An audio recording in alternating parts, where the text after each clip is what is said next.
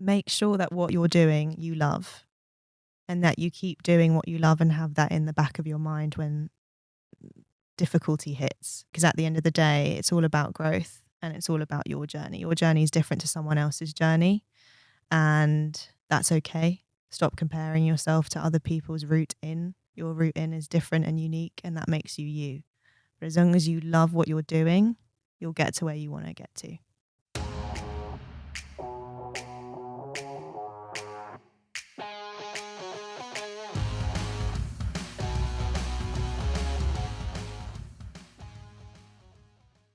Welcome to Filmmaking Framed, your video podcast exploring the realities of filmmaking. I'm your host, Daniel Hughes. And I'm your host, Tom Dexter. With us today is Francesca Mariago. Francesca works across the creative industries, both as a producer at her own production company, Melon Spud Productions, host at her podcast, Not the 9 to 5 Podcast, and as a location manager. Great to have you with us, Francesca. Hello, thanks for having me. I'm excited to be here. So you've done so many things. Take us through. When did you first know you wanted to work in the creative industries? Oh my gosh, ever since I was 5, really. My mum put me in this acting Saturday school in Ealing Studios, actually.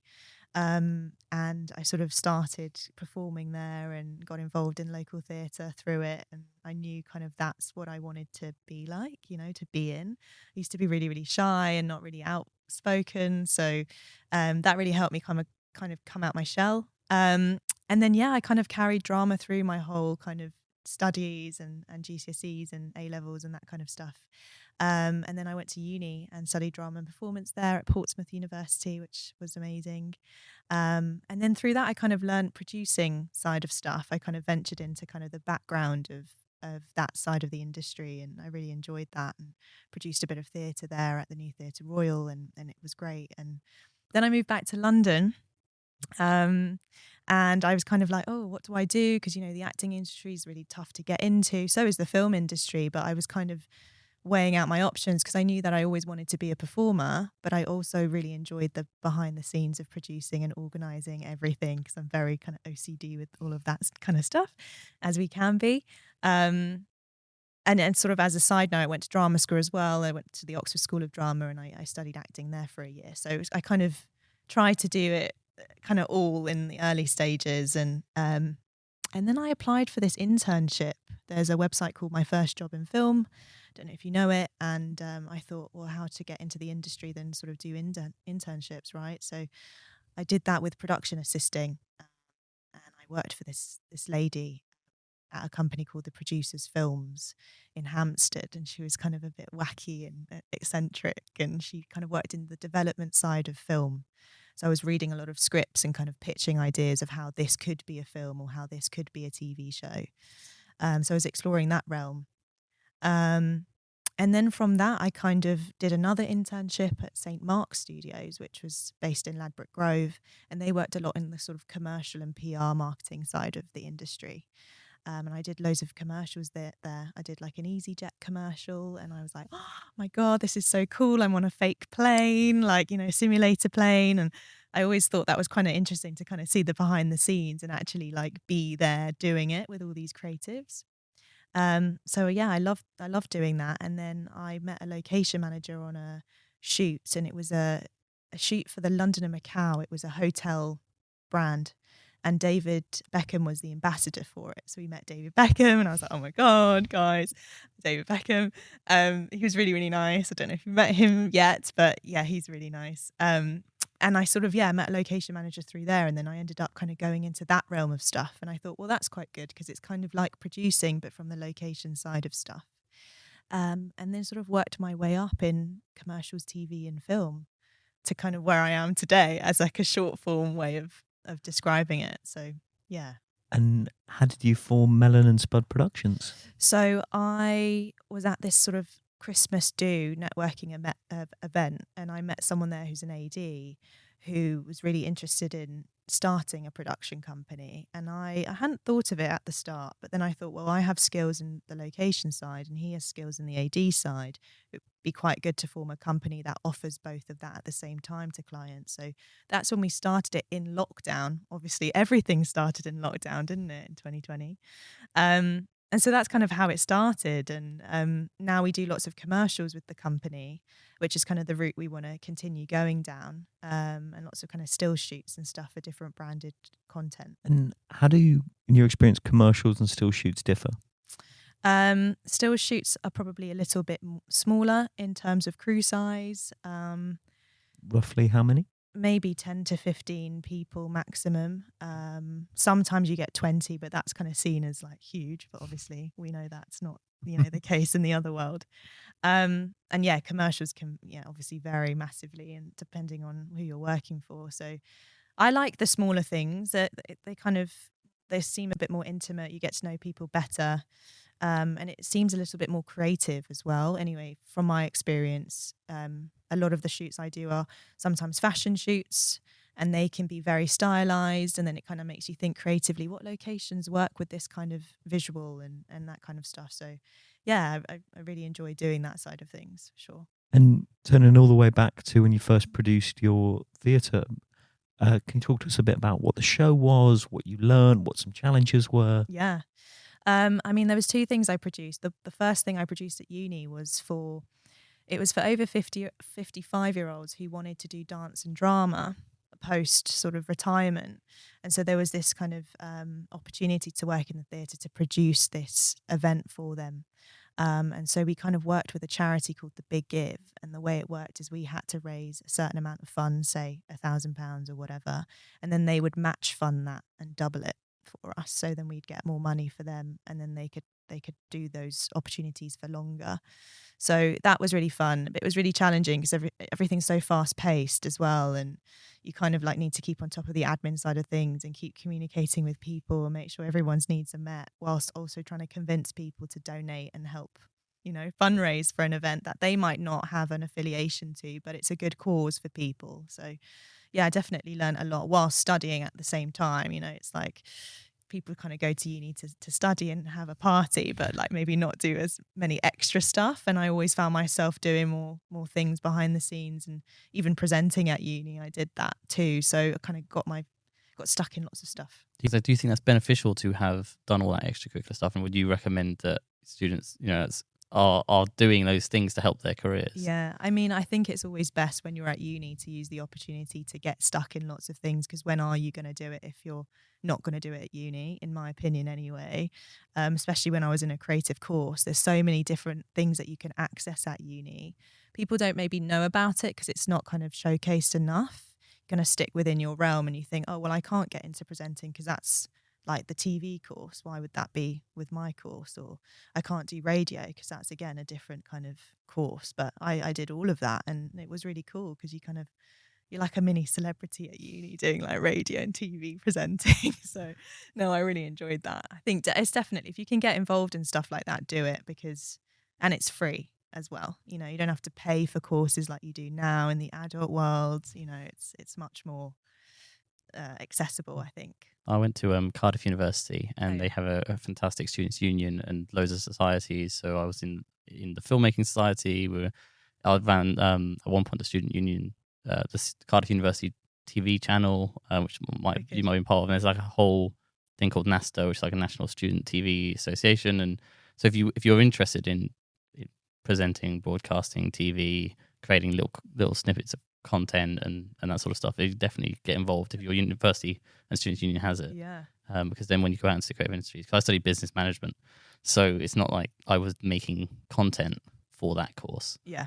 So it's a really good way to then, if you do want to go down the creative industries, to learn those skills. Yeah, I think it definitely helps as well on your CV when you do apply for kind of entry-level jobs, for them to see that you've been a bit more proactive and you've tried different things that could help you. I mean, the presenting thing I did at uni was for a thing called CCI TV, which was a play-off on the One Show. So it was the same sort of red chairs and the same interview scenario, and you had someone in your ear going, look, we've only got 30 seconds, wrap up the interview. So that was really cool to do, and it was all live interviews. So it's kind of dealing with all of that and interviewing different people from the city. So yeah, it was great. And how was it interviewing live compared to, obviously, with your podcast, you get the opportunity to edit? It's stressful doing it live because you don't know what's going to come out, do you? I mean, even like, today, like we're chatting and we're saying all different things, and yeah, it's easily edited out, but live, you kind of have to censor yourself sometimes because you think something would be fun to say, and then you kind of have to check yourself quickly in the moment and not say that, if you do. So yeah, I did find that quite challenging. Like, we were interviewing this paramedic and he was showing us how to do CPR live, and you kind of just like, we had to also demonstrate it and follow instructions, and he was saying things, and some things I didn't understand what he said, or like, because he was using lots of technological words in that realm, and I was like, ugh. But you just have to sort of play along and be like, oh, okay, great, that's great, amazing, and how does that work? And yeah, so I think you can kind of get away with asking the questions as if you don't know yeah, on behalf of the audience. yeah. But even if you don't know, you're like, oh, that's really interesting. Yeah. For the audience, how would that work? Exactly. No, Yeah. it's perfect. Yeah, for sure. And I've definitely done that on this podcast. Finance people or departments. I'm like, so for those who don't know what that is. Yeah. And so are you still acting? How did you find that your sort of acting background informed your producing and location management? How's that been for you? Yeah, I think with acting, it gives you the confidence to kind of be able to communicate with people from all walks of life and not really have that nervous energy. You sort of just be bold and be out there. I think that really helps. Yeah, I still do the acting. Obviously, the industry, as we all know, is quiet at the moment. So it's affected actually all my realms of creativity, sadly. But yeah, I still do it. I did a theatre show last year at upstairs at the Gatehouse in Highgates, which was lovely. And that was all about the post office scandal, if you've heard about it. So yeah, it was multi-rolling. Really enjoyed that. So yeah, I still do the acting. I'd love to do more film stuff and more TV stuff. But we'll see what the future brings for sure. And how does kind of voice acting contrast to theatre acting or television acting? Because obviously, from an outsider, it seems like it would be quite a lot of variance, but obviously I've not experienced it directly. Yeah, I mean, voice acting is very much more intimate. You're sort of there with your mic and you're trying to showcase a persona of something just through your voice. You don't have the rest of you to kind of convince people. You have to use your voice, but also you have to be authentically yourself at the same time. I think there's like a general consensus that you have to put on a voice, or if you're doing an ad, for example, you have to be more refined in how you speak, or your diction has to be perfect. Actually, the industry's changed so much since voice acting existed, and it's very much, you're selling yourself, you're being yourself, you're a real person. And I think that's what people want to connect to, is you as a person, not a refined version of you. So yeah, it's definitely different. I think sometimes I have to remind myself of that, don't put on this accent, or don't, say this in this way, just be you. And then, it's a learning thing, and you still kind of go through the motions of it to check yourself. But yeah, it's definitely different when you do voice work. Would it be fair to say that with today's world, we're so able to filter and edit ourselves with all these various filters, and that it's created more of a demand for so-called authenticity? Yeah. Is that what's kind of coming through in the voice acting, that Yeah.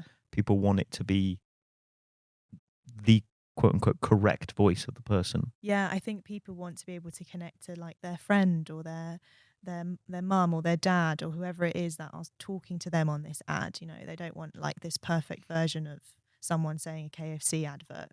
For example, they want, like their friend who's just gone to the shops with them, who's gone like, let's go and have a bucket of chicken somewhere. Like they want that kind of chat. And I've noticed that a lot as time is progressing. That people just want real people, real conversations, real connections, I think. And then, so that you've explored that on the voice acting side, how does that kind of contrast with theatre and film, TV? I mean, it's different. I mean, theatre is very much more bold. You're out there. You have to kind of project and be present on stage and carry an audience through something. There is no cuts. There's no stop, let's do that again. It's all live. And, there's so many times where I've been on stage and I've had, long monologues, and I've gone, in my head, I've gone, oh my God, I've just missed this whole section. Or, okay, well, I just have to roll with it and just, keep going, because there are people that freeze on stage with you. Your co-actor could have a moment where they're nervous, or they've done it so many times that it's kind of second nature to them, but they've actually missed that whole important section. How do you come back from that? And so there are ways that we just we carry each other through the stage and through the motions to try and come back to where we were in the script. And yeah, it's a challenge sometimes, but it's fun. I love the liveness of it. Would that kind of foster a more collaborative environment than, say, TV? Because in TV you can just cut and go again, and so there's less need for you to kind of rescue each other. Yeah, I think it's just a different kind of connection. I feel theatre is a more intimate thing when you're acting with someone, because you both have to carry yourselves through the motion of the scene, and also breathe truthfulness through it. Whereas in film and TV, you are working with your departments, and you are sort of, filming what you need to film. And it might not be as close, I think, with people. You might not be as close with people because you're in your little bubble of a department, and sometimes you don't mix as much. So yeah, it's different, I think. One of our previous guests, about Abigail Kanaya, who's done TV and theatre, has spoken about, as you mentioned, in theatre you need to be more bold because with your movements, because obviously it needs to carry kind of across multiple rows, whereas in TV you can kind of punch in. Yeah. And then she's spoken about how as actors who get very good at theatre, she's seen they can necessarily struggle with TV where you need to tone it down. Yeah. Is that something you've kind of experienced? Yeah, I have, because I come from that background of theatre, and I, trained in that realm of being so bold and so expressive, and your eyes have to be like this, and your facial expressions need to be out there because people need to see you at the back and they need to hear you. In film, it's very different. It's all about micro movements. It's all about those moments of kind of connecting with something and just looking at that thing, rather than, trying to show someone that you're looking at that thing, if you know what I mean. So yeah, it's very minute kind of moments. And do you have a sense of if it's easier to go from theatre to TV or theatre to film, or the other way around? I mean, it's been a struggle to go from theatre to film, but in a way it's a great skill to have theatre behind you. I think a lot of actors who start, they think film is the way, TV's the way, you'll get seen, you'll get heard. Yeah, great, you will, most likely. But if you don't have that theatre side of you, of understanding where the truth comes from and the groundedness of how you do things in a bold way, how do you teach yourself to then adapt and change into a minute way when you work on TV and film? I think it's so important to have the theatre background, because then it teaches you to change, rather than if you start really small and then you need to get bigger. Some people might find that a bigger struggle than the other way around. So yeah, I think yeah, it's a difference for sure. Would you say carrying? So for theatre, you have to carry a whole scene or a whole play, or half a play at least, in one go. So you have to hold the story in your head, and that maybe helps prep for film and TV, is that because it's so segmented into little sections. But if you've got that theatre background, you can kind of see the whole picture, and it helps you carry your character through at different points. Oh yeah, definitely. You go on a journey in theatre because you are doing it from start to finish. Film and TV, they could say just, for money reasons or whatever, they want to start with the end shot first because it's got a rain sequence and people dying everywhere and whatever. And that's, let's get that out the way first in the schedule rather than last.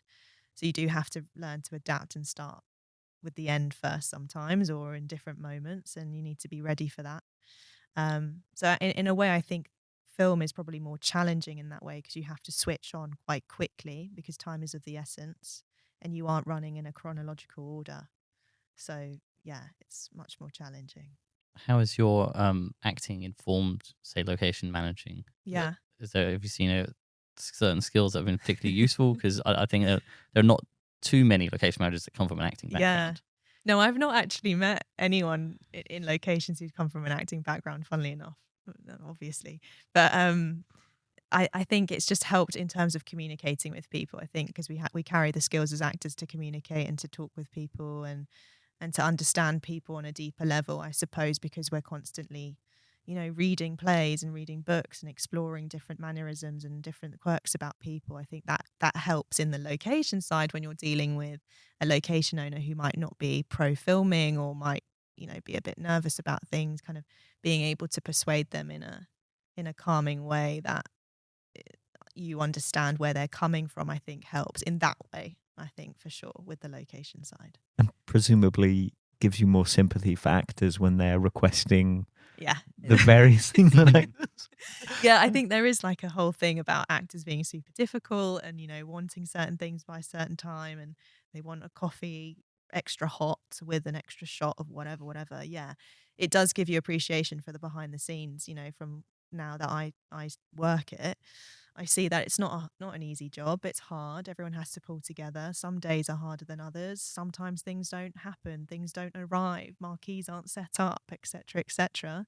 And you have to deal with that. And as an actor, from that side, you have to see, okay, right, well, let's just be a bit more gentle with the crew. It's not always a logistical, like it's not always a great thing, when you work in film to get things right the first time. That's really interesting that, I suppose it does benefit you going either way, just having seen both sides. Yeah. So maybe we should get all location managers in front of the screen at some point, do some performing. Yes, let's do it.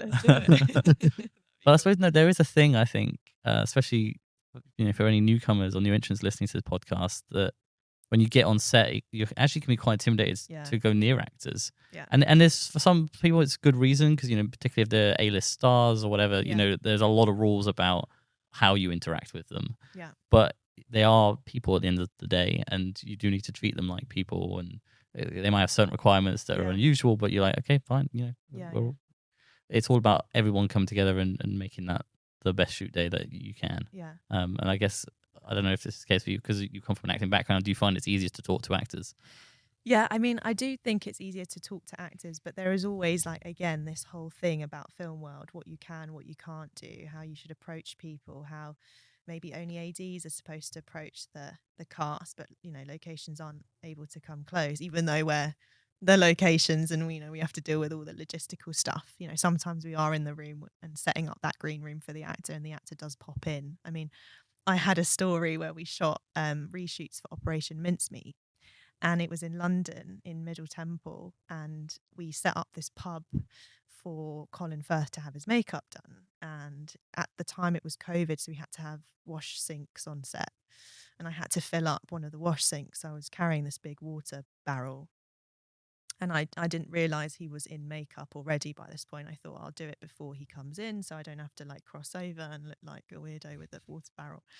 Anyway, so I went to go and get the water barrel. I was walking, and obviously it was heavy and the water's jiggling about, and he's there, and the water just goes bam straight all over me out of the barrel, and he's there with his makeup, and I'm like, oh my God. He's like, oh my God, are you okay? You okay? I was like, yeah, I'm fine. And I was like covered in water. I was like, this is tragic.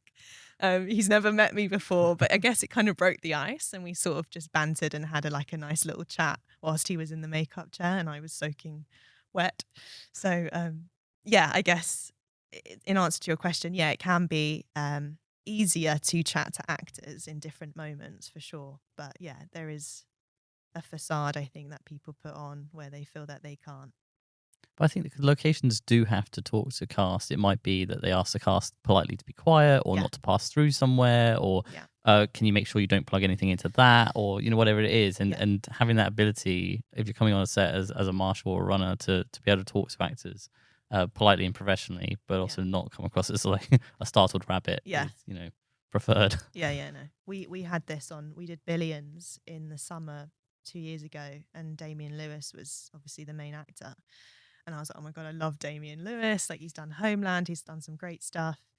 And I was just like, I just need to be chill. Like, let's just be chill. Like, he's an A-lister, but don't worry, it's fine. And one of the ADs that I knew, he was like, he knew I was an actor, and he was like, oh, do you want, is it okay if I could speak to Damian for you, and he could, speak to you about acting and stuff. And I was like, oh, if you don't mind, like, that would be great, And just out of his day, he came, spoke to me for a good 20 minutes, held his car and spoke to me about acting. And he was like, let me see your headshots, let me see your show reel, let me see, all of this kind of stuff. Because his wife was Helen McCroy, who was, amazing theatre actor. And I'd love to be at the National one day. That's my goal, my dream.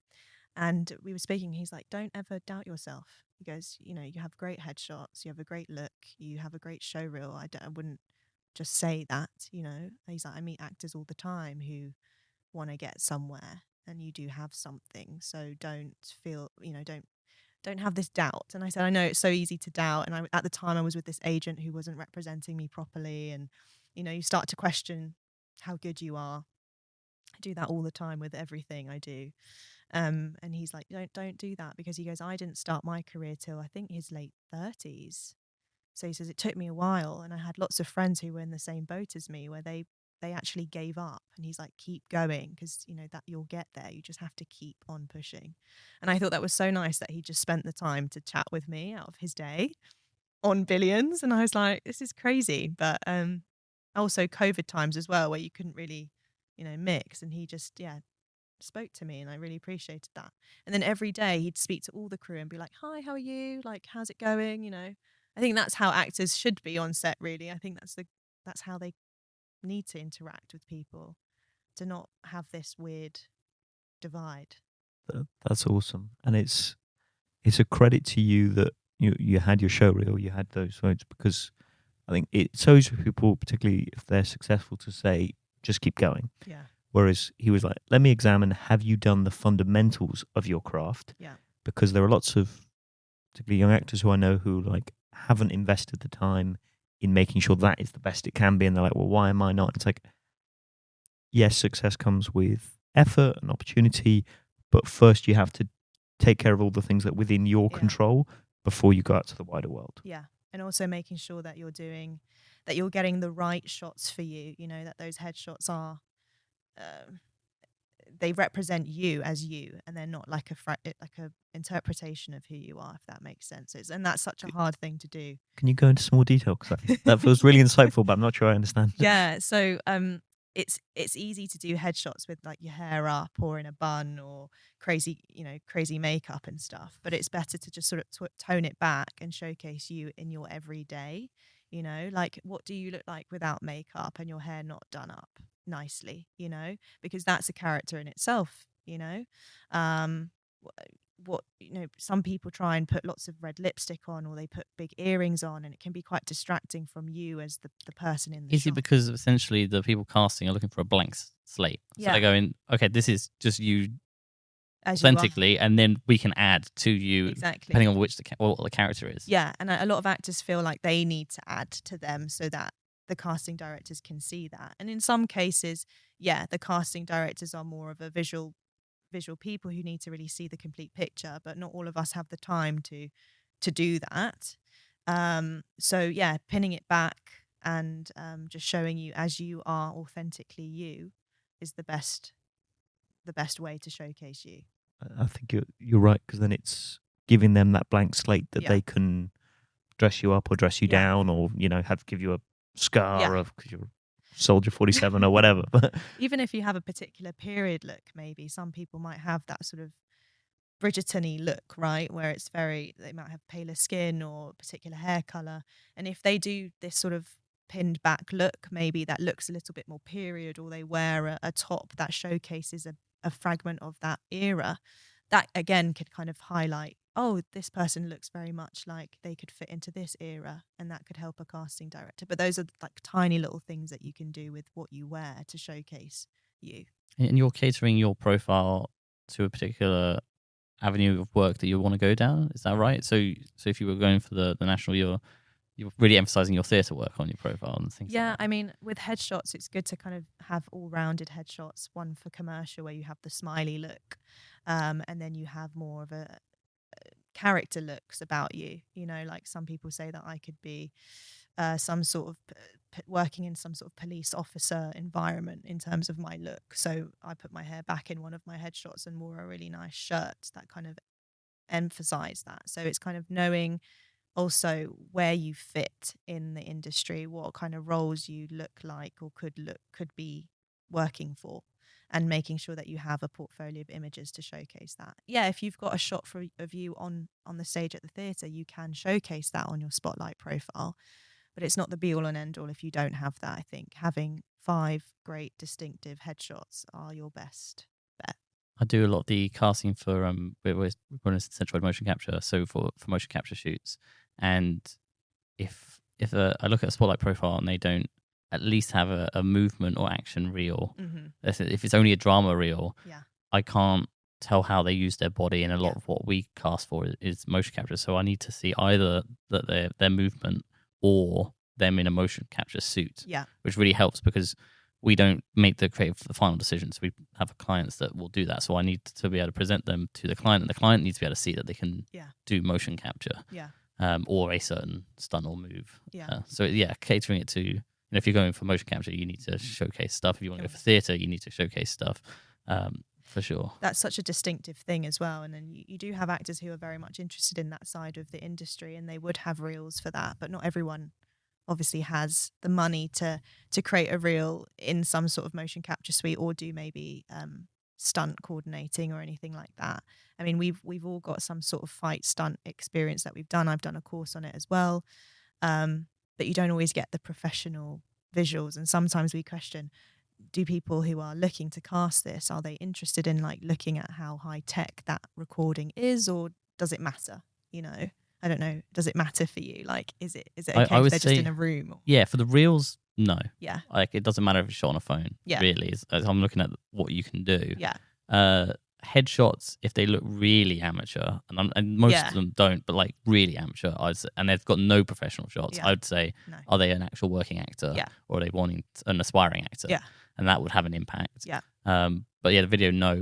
For me, sometimes it's if a video looks really old, that matters. So if it looks like it was shot on a phone in 2012, then I might be like, I don't know if they can still do that, or they still look like that. Yeah. That's the big one. Yeah. Because sometimes, as people age, their bodies change, or how they move changes. And exactly. so if it's up to date, I don't mind if Okay. it's a phone at all. Yeah. Cool. Particularly with modern cameras being so good on Yeah, modern pretty good, smartphones. That's the thing, isn't it? You don't need actual cameras anymore, really, do you? For things. I was wondering if we could segue across to your work on your podcast, and obviously you talk to freelancers and about the freelance life. And the reason it kind of triggered me, what you spoke about as an actor about confidence and not being represented well. You felt that you didn't necessarily have your confidence anymore, and I feel like that's a really big thing for freelancers. And I've had a colleague who says this is. When you're working, you feel great, and when you're not working, you feel like you're useless and you're terrible at your job and you're never going to work again. Yeah. Could you maybe talk a bit about that? Yeah. I think every freelancer goes through those moments, especially when things are quiet. You start to question your value, your place in the industry, in all kinds of realms that you work in. I think that is just normal. That is what people do. However, it's important to sort of keep being positive, knowing why you're doing what you are doing. Do you enjoy what you're doing? If you don't, you need to make a change. The podcast, Not the 9 to 5 podcast that I host, is all about the freelance lifestyle, the ups, the downs, the struggles. We invite guests on there from all kinds of walks of life within the freelance realm who talk about this, and all of them have said, there are moments where I sit there and I question, why am I doing this? There's so much difficulty in this industry to get to places, and it takes so much work and so much determination. Why am I doing this? And then they go, well, actually, if I didn't do it, I would regret doing it for the rest of my life. And Kat, my co-host, says this all the time. She has a 5-minute frenzy, she calls it, where she feels like, oh my God, I can't do this, because she's a voice actor and an actor and a voice coach. So she does all of these things. And again, it goes quiet for her sometimes. And she really does go, well, my whole existence is over now. And I'm like, Kat, stop being so dramatic.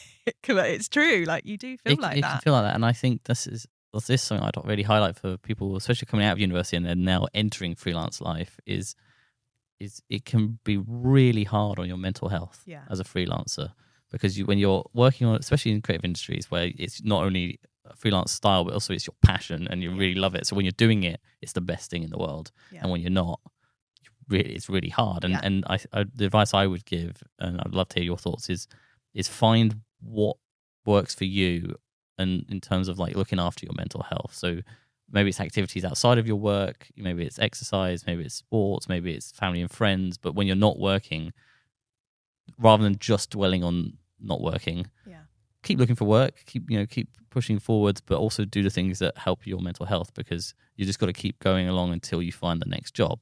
And it can be particularly hard, like during strikes, during COVID, during various things that have happened in the last few years that have really impacted the freelance industry for us. Yeah, no, definitely. I think, it's so important to find out what are those hobbies that you like to do, because when you are freelance and you work in the film industry, you get so cooped up in working your 12-hour, 14-hour days, whatever it is, that you don't have time to do the hobbies, because you get home really late and then you have to start again because you have to be on set for 4 a.m. and you're like, oh my God, that means I've got 3 hours of sleep. And your hobby is sleeping. Yeah, your hobby is sleeping. Exactly, when you can.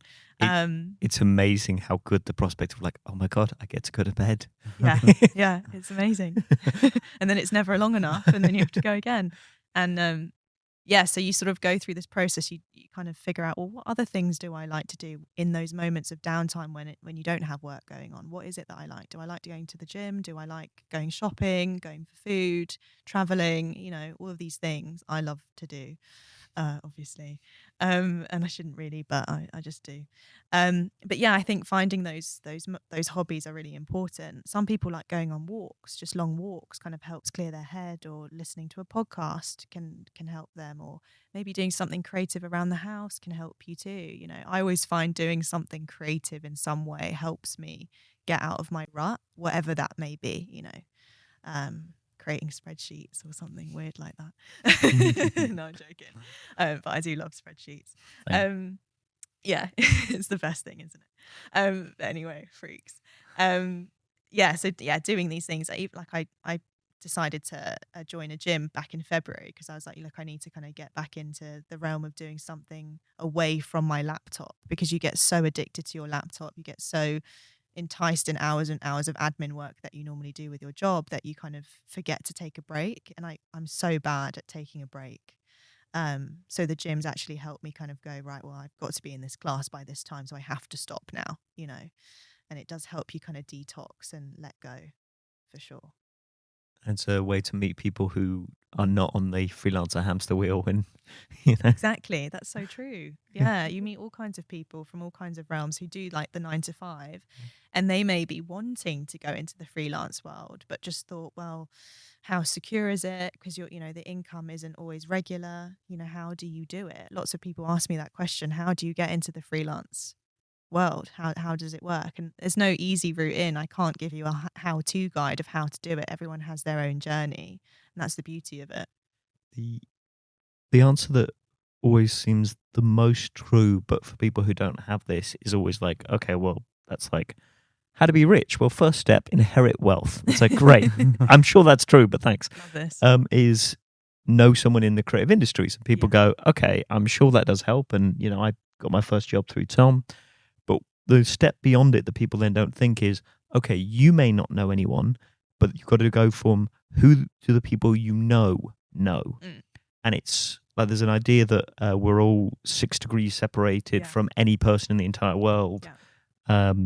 And so, like Tom does badminton. And so there are people at his class, if they had, a son or a daughter that wanted to work in the creative industries, they could go, oh, there's a guy I know in my badminton class who works in film and TV. Let me introduce you. And then potentially they could get work through that. And people get so caught on the first degree of connection, and they don't think about just how massive it is if you totaled up everyone who knows.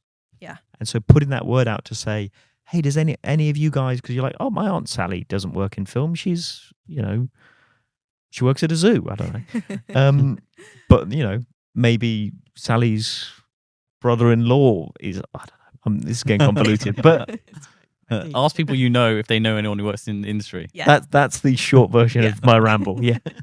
Yeah. I mean, even if, you struggle to do that, because there's loads of introverts out there who don't know how to, they feel like they don't know how to connect with people necessarily. And they go, well, how do I connect with people? Because, networking events can be quite daunting. You're all there trying to connect with people, but you're all there for the same sort of motive or reason to kind of showcase you, but it feels very pressured. And also trying to sound sincere when you have conversations. Exactly, because they all think, oh, well, you're here for a job. And it's like, well, in a way, we want to build the connection so we can get jobs, but we also are just people that just want to say hello, at the same time, and build friendships as well through that. I think for me, I come from a working class background, and my parents worked regular 9 to 5 jobs, and and I didn't know anyone that was a freelancer at all. Didn't know anyone in the creative industries either. Yeah.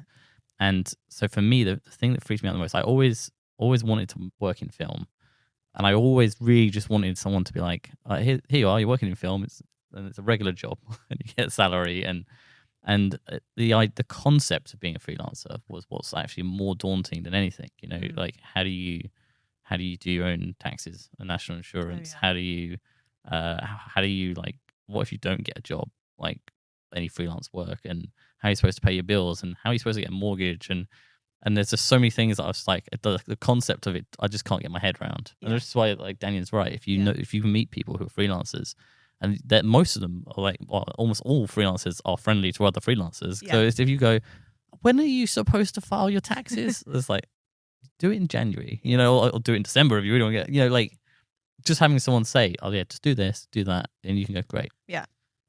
But it's the fear of it, and I would want, you know, people listening to this who are new entrants or leaving university and they're thinking of entering the creative industries, but it's a freelance role, is talk to people who are freelancers, even if it's not necessarily creative industries. Maybe your Aunt Sally is a occupational therapist, but she does that as a freelancer, you know, like, you know, or freelance zookeeper. But speak to other freelancers. Other freelancers still have to do their own taxes and still have to balance the books and still be able to pay their rent and mortgages and things.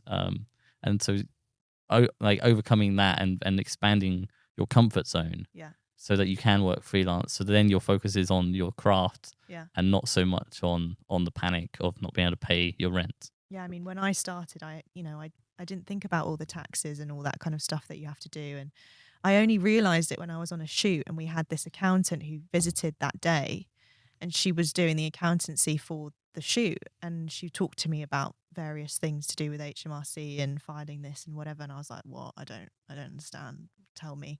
And then I sort of started speaking to her as time went on, and then she now is my accountant who does everything for me. I'm like, can you please sort my life? Thanks so much. So yeah, it's funny how you meet people on different things, but you know, it's something that's inevitable. You have to do your taxes in some way, and even if you're struggling and you don't understand it, just call up HMRC and speak to them. Or there's lots of different things online that you can Google to find out how taxes are done or what you need to do. But also lots of Facebook groups out there. You know, there's loads of film groups out there who talk about this.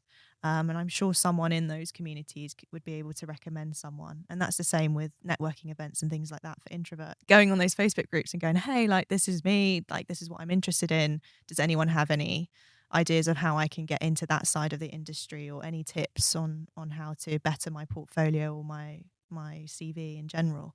And then I think that helps get you out there more.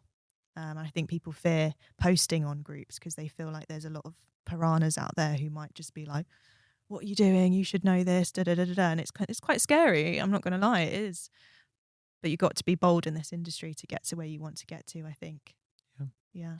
And, you know, we've all got several of those things, but one of the things I wish I could just convey to everyone is it's okay not knowing the things that you can't know until you ask the questions and investigate to find them out. Exactly. And so that initial period of how does this work, that is unavoidable, and the fact that you're having to do it is not, it's not a bug, it's a feature, to get in software terms. Yeah, you wouldn't be at school and they just sit you down for the exam without any classes. Or you just can't expect to know things off just or taking a driving test. Like you're not born knowing how to drive a car. Exactly. Yeah. And you wouldn't sit there and go, oh, I feel uncomfortable asking my driving instructor what that sign means. Yeah. You wouldn't just go, I don't know what that sign means, I just won't ask. No, it's so true.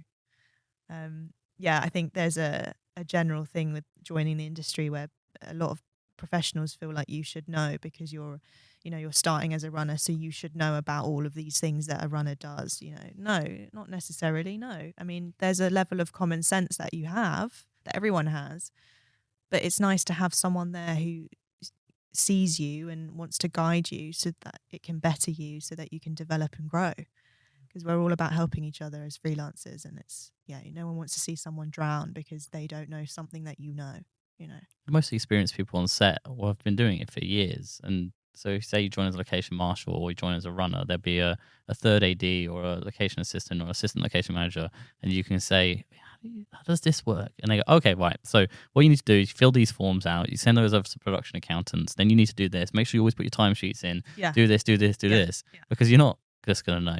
And one piece of advice I'd say is start, when you're asking for advice, start as junior as you can and work your way up. Yeah. Because, say you're starting as a marshal and you're asking that question, that location manager almost certainly will be happy to tell you that. But they may be busy on set, whereas it may be that a more experienced marshal or a location assistant can answer the same questions. Yeah. But then you haven't, quote unquote, interrupted, though I'm sure they'll be happy with it, but the day of a more senior person. And it's often you can get the same information at various points of a hierarchy. But if you start more junior, then you particularly where you're still establishing yourself, you don't want that you have contacted someone more senior than you needed to be, and then they're like, who's that person who's always asking me things that they could be asking a location assistant, for example. Yeah, no, for sure. Could I ask, and you don't have to give actual numbers and stuff, but one thing that I remember I was always thinking about when I started out was that your relationship with your accountant. So I know you built up a friendship first, and that kind of led into you having an accountant. But what would your advice be for people? When would it be, like, how much should they be earning before they decide to get an accountant? Should you just get an accountant regardless? Or what would you say about advice for freelancers in terms of getting an accountant? I think it's important to start early as possible, get an accountant on your first job that you get, because that job could be a certain amount of months long, which would earn you a certain amount of money that might take you over the tax threshold, but it's good to understand, to have someone there to guide you, because they might not be doing accountancy per se for you in that first year, because I don't think you need to file anything in your first year, but they will guide you and go, okay, well, just bear in mind that if you earn over this amount, you need to start paying 20% tax or 40% tax on blah blah blah blah blah. I think that's really important, to try and find someone earlier on just to advise you. My accountant's really great because she doesn't charge extortionate rates for anything. Sometimes I just call her and I'm like, Rachel, what is this, please? What is this letter that I've just received? And she's like, oh, Francesca, it's fine. I'm like, no, what is it? And she just takes me through the steps for like 10 minutes and that's it. You don't get charged hundreds of pounds for that. So finding an advisor in some way, I think, is beneficial when you start out. People forget that. I assume there are accountants that specialize just in freelancers. Yeah. So you need to find a freelance accountant. Yeah, I mean, it's better to find a freelance accountant who understands the film world, if that's the industry that you're going into, for sure. This accountant I have understands that. I mean, she does other accountancy for different companies, not just film, but she gets kind of the perks that we get, that we could include in our expenses, for example, that other people don't know about. Would you like to shout her out? Yeah, OJC Accountancy. It's Rachel Owen Jones. She's amazing. Go get in touch with her for sure. And if you could give an advice to aspiring freelancers, and it was just going to be on a giant billboard that when people drive into film work for London, they see that, what would you want it to say? Make sure that what you're doing, you love. And that you keep doing what you love and have that in the back of your mind when difficulty hits. Because at the end of the day, it's all about growth and it's all about your journey. Your journey is different to someone else's journey. And that's okay. Stop comparing yourself to other people's route in. Your route in is different and unique, and that makes you you. But as long as you love what you're doing, you'll get to where you want to get to. I would add to that as well that your journey doesn't have to be one continuous line. Yeah.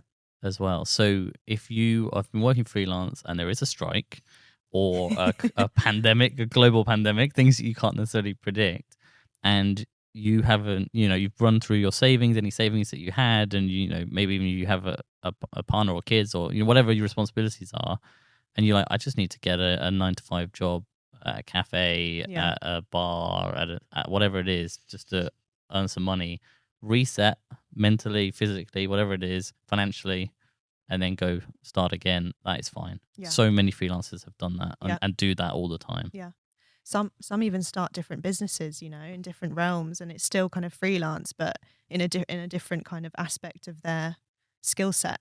And that kind of keeps them going on the side as well, and can keep them going whilst they're back in the industry again. So even actors like Daniel Day-Lewis will take years off of time to become a cobbler, and then he'll come back, win an Oscar, and then as you do, just casually, Yeah, but even big name directors do other things, and it's just about grafting and earning where you can. And but that's the beauty of it as well. Even if you are a freelancer, you're free to do other things, as well.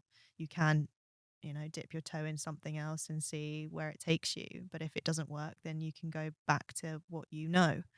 And if freelancing isn't for you, then at least you know that you've tried, and you can go and do a 9-to-5 job. But you could always have that in the back of in your mind, for later on in life. Or maybe actually now I've got enough money behind me to kind of secure me for a bit. Maybe I do make the move and go into freelancing and see where it takes me. Yeah, and there's no shame in it at all. No. It's a good thing. I think it's great to explore and see where life takes you, always. And then you can be a producer, an actor, podcaster, and a location manager. Voice artist. What else is there? Exactly. And we look forward to seeing, what your journey continues to be and how well the podcast does. Yeah, thank you. And where can people get in touch with you? Obviously, you're going to want to shout out your podcast, which I've listened to myself, is absolutely fantastic. Where do I start? So you can find me on www.francescamariago.com, or you can find me on LinkedIn as well under Francesca Mariago. That's M for mother, ARAGO. And then with the podcast, it's www.notthe9to5pod.com, but it's 9 and 5 in digits. So you can subscribe to our weekly newsletter on there. We sort of talk all things freelance, give some tips, and showcase the special guests that we have coming on in the future. So Awesome. Thank you. Thank you so much. No, thanks for having me. It's been great.